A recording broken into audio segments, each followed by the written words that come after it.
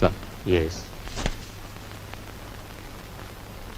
Sir, నా కూతురు వివాహానికి పిఎఫ్ లోనికి అప్లికేషన్ పెట్టాను. అందులో సగమే శాంక్షన్ చేశారు. చూడండి, ఇప్పటికే మీ జీతం మీద అన్ని రకాల అప్పులు తీసుకున్నారు. అందుకే హెడ్ ఆఫీస్ సగం శాంక్షన్ చేసింది. అది కాదు సార్. మీ మీద ఎంత అభిమానం ఉన్నా రూల్స్కు విరుద్ధంగా నేనేం చేయలేను. I'm sorry.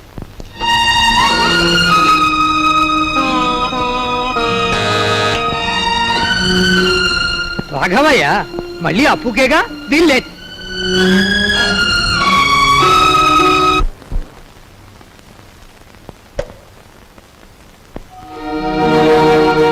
మీరా? ఎక్కడి నుంచి నాన్న? ఈ వీధిలో ఎవరో అప్పిచ్చేవారు ఉన్నారంటే అడగాలని వచ్చాను.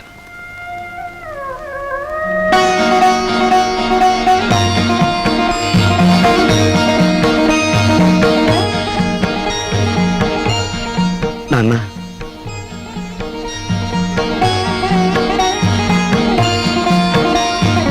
మట్టి తొక్కుతున్నావని నిన్ను ఏసడించుకుని అప్పుల కోసం వీధుల వెంట తిరగటం అంతకంటే అసహ్యమని నాకు తెలుసు.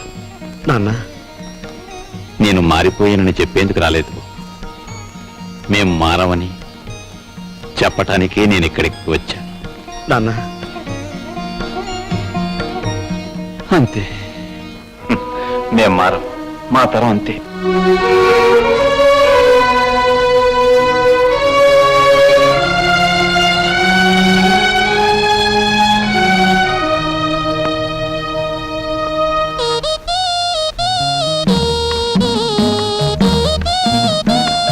నేను డబ్బు కోసం వ్యభిచారం చేస్తున్నాను. ఫోన్ డబ్బు నేను చావటని ఆ కిటికీ దేనిగా ఆ చూపులు? ఏమిటండి అలా ఉన్నారు? సావిత్రికి మనం డబ్బు ఇవ్వలేదనుకో, సావిత్రి వాళ్ళ ఆయన మనల్ని వీధిలోకి ఈడుస్తారు. సరస్వతి పెళ్లి వద్దన్నామనుకో, దానిది చిన్న వయస్సు. ఈ పెళ్లి చెడిపోవటం అది భరించలేదు. మీరేం బాధపడకండి, ఇవి మనకి ఎప్పుడూ ఉన్న కష్టాలేగా. మిమ్మల్ని చూస్తుంటే నాకేమిటో భయంగా ఉంది. ఈ భయాలతోనే మనందరం నాన్నగారి బాధ్యతను పెంచేస్తున్నాం. మనం ఎదిరించి ఓ నిర్ణయం తీసుకోకపోతే అవి పరిష్కారం కావు. అమ్మా, అమ్మా, నువ్వా బాబు? రా.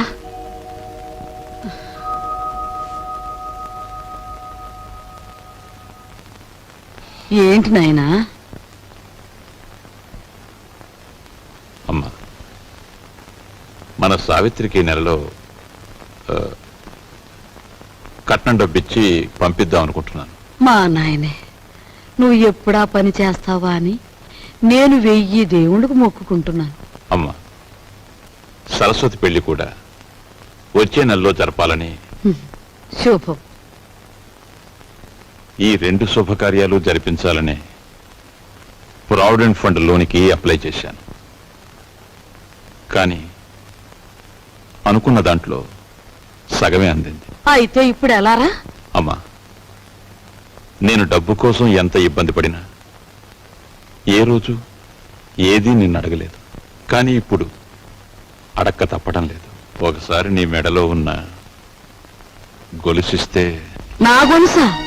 ఆ మహారాజు పోయాక పుస్తలు చెడగొట్టుకుని చేయించుకున్నా నీ గొలుసు. ఇప్పుడు దీన్ని కూడా ఆరాయింపు చేస్తానంటావా? ఆ మాట అనటానికి నీకు నోరట్ట వచ్చిందిరా?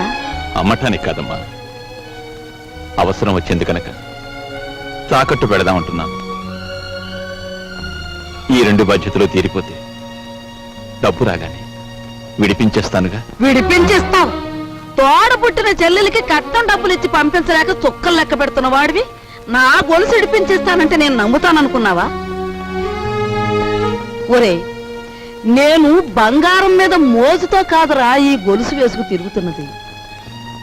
మహారాజులాగా బ్రతికిన మీ నాన్న శ్రార్థం నువ్వెంత ఘనంగా పెట్టావో నేను ఇంకా మర్చిపోలేదురా. రేపు నేను చస్తే నన్నింత బుగ్గి చేయటానికి నువ్వు నలుగురిని చందాలెత్తకుండా ఉండటం కోసమేరా నా దగ్గర ఈ కాస్త బంగారం ఉంచుకుంది. అది కాదమ్మా. నువ్వేం మాట్లాడు. నాకు ఇహం కంటే పరం ముఖ్యం, బ్రతుక్ కంటే చావు ముఖ్యం. ఇక ఎప్పుడు నీ అవసరాలకి నా గొలుసుకు మాత్రం లంకె పెట్టకు. వెళ్ళు.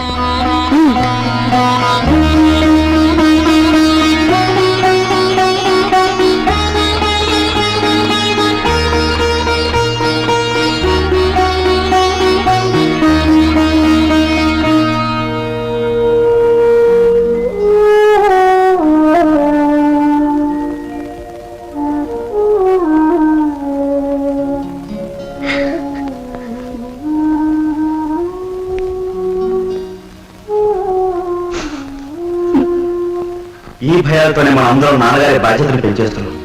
మనం ఎదిరించి ఒక నిర్ణయం తీసుకోకపోతే అవి పరిష్కారం కావు.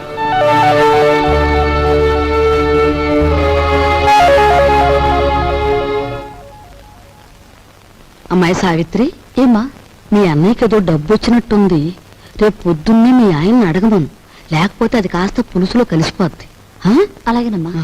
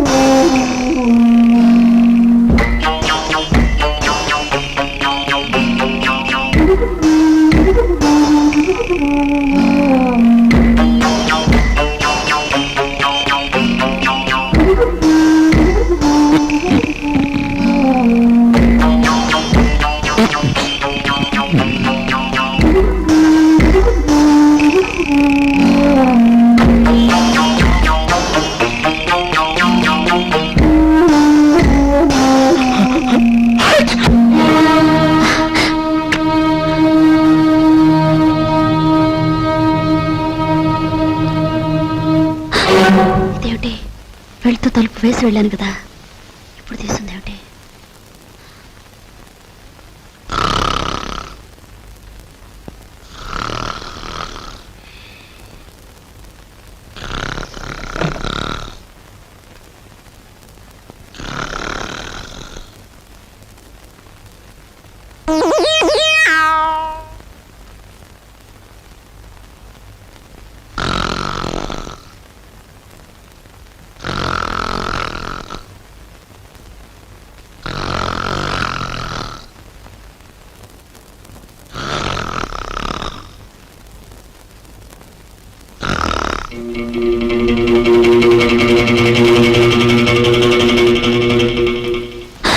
ఏమిటండి, ఏమైంది? ఏం లేదే, ఒంటరిగా పడుకుంటే నిద్దట్లో పేడకాలు వస్తున్నాయి. పడుకుందాం పద. అబ్బా, అసలే నా ఒంట్లో బాగోలేదండి. పడుకోండి. నా మాట వినవే ప్లీజ్. ప్లీజ్ అండి, నా మాట విని పడుకోండి. సరే, ఏం చేస్తాం. Good night. Good night.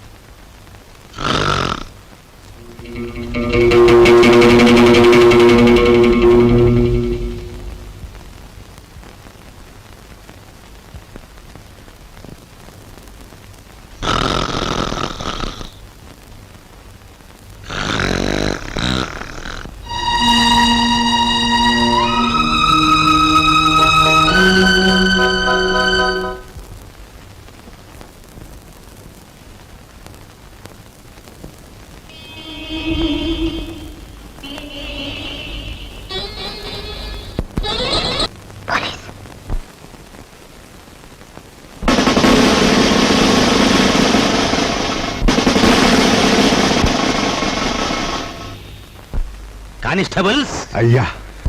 దేశం చాలా క్లిష్ట పరిస్థితుల్లో ఉంది ఇప్పుడు. లెఫ్ట్ నుంచి సమ్మెలు, రైట్ నుంచి దోపిడీలు, ఫ్రంట్ నుంచి వ్యభిచారాలు, బ్యాక్ నుంచి బ్రాకెట్లు మన దేశాన్ని పట్టి పీడిస్తున్నాయి. అంచేత మీరు ఈ హాల్ అంతా చెక్ చేసి మగ పురుగు అనేది కనిపిస్తే చాలు వ్యాన్ ఎక్కిచ్చేయండి అంతే. ఆ?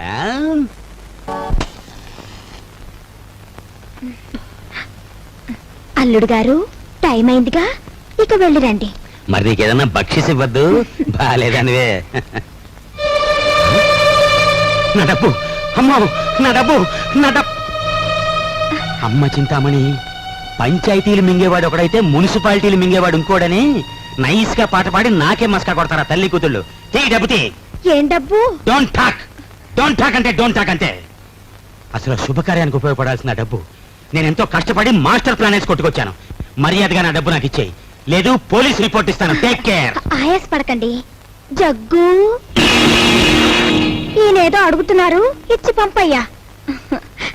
కూర్చోండి, వచ్చి ఇస్తాడు.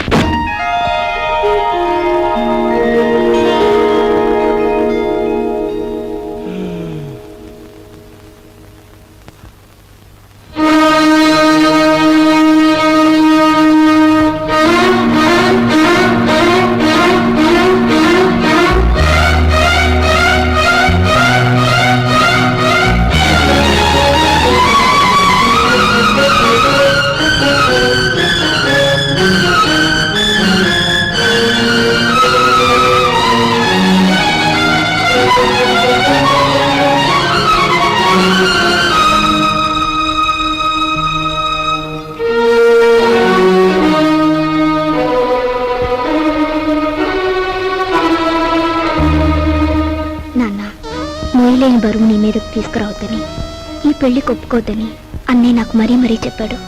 కానీ ఏం చేయను, జీవితంలో ఎదిరించడం చేతకంటాన్ని. నా పెళ్లి కోసం నువ్వు అమ్మ మంగళసూత్రం అమ్ముతుంటే ఏవి ఎరగనట్టు నటించాను. అప్పు కోసం నువ్వు ప్రతిరోజు ఊరంతా తిరిగి వస్తుంటే తెలిసి తెలియనట్టు ఊరుకున్నాను. ఇప్పుడు నా కట్నం విషయంలో మీరు పడే ఆవేదన నా కళ్ళారా చూశాను. కన్నవారి మాన మర్యాదల మంటలో కలిసిపోయినా నా పెళ్లి కావాలని నేను అనుకుంటే నాకు నిష్కృతి లేదు. అందుకని నీ ఇంట్లోంచి వెళ్ళిపోదామని నిశ్చయించుకున్నాను. లోకం అంతా దీన్ని లేచిపోవడం ఉంటుందని నాకు తెలుసు. ఇంట్లో ఉండి బరువు బాధ్యతలు కల్పిస్తూ మిమ్మల్ని హత్య చేయడం కన్నా లేచిపోయిందని అపనిందన మోయడం తేలికని నిశ్చయించుకున్నాను. నేను వెళ్ళిపోతున్నాను నాన్న, నన్ను క్షమించండి. ఇట్లు మీ అమ్మాయి సరస్వతి.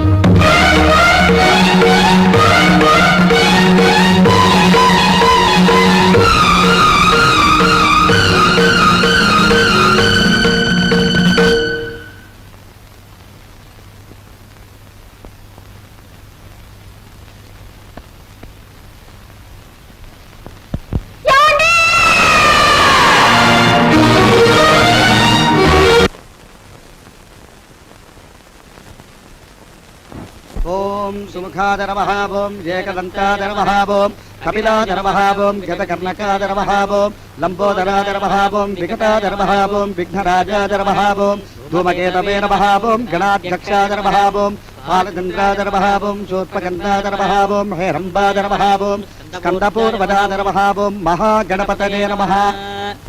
ఈశాన పితృరూపేణ మహాదేవో మహేశ్వరః ప్రియతాన్ భగవాన్